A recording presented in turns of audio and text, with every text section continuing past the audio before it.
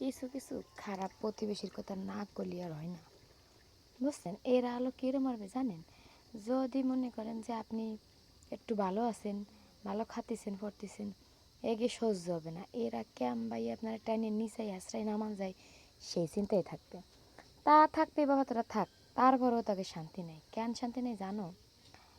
এই তুমি একদিন একটা ভালো জামা পরছো, আল্লাহ বাড়ি বসে একটা ভালো জামা পরে প্রতিদিন তুমি পুরানটা পরবা, সেই সময় তাকে কোনো সমস্যা নেই। একদিন তুমি একটা নতুন জামা পরছো, কি তাতে সমস্যা?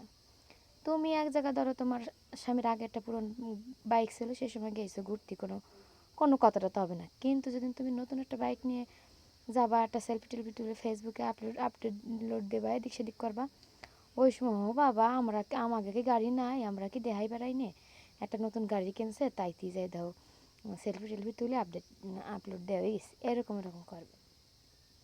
আরে বাবা 4 টাকা দিয়ে সে কিনছে, তোকে সমস্যা কি? তারপরও কেন যে জলে আমি বুঝিনি, এত জলে কেন কি?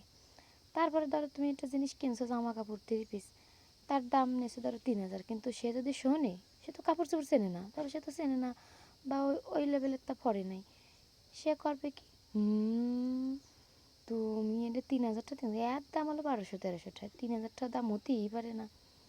আরে বাবা তোর বিশ্বাস না, তুই নিজে কিনে দেখ, তা না কিনে তুই আর একজনেরটা নিয়ে সমালোচনা করতেছিস, কী কিনলো, কী খালো, কী পড়লো।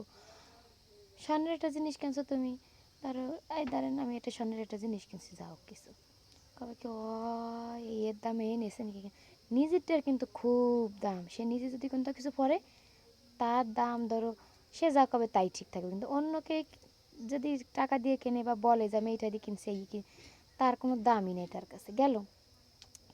আরে তুমি একদিন একটা পুরনো ফোন চালাইছো, সে পুরনো ফোনটা থুই এখন একটু নতুন নিউ ভার্সন আইছে,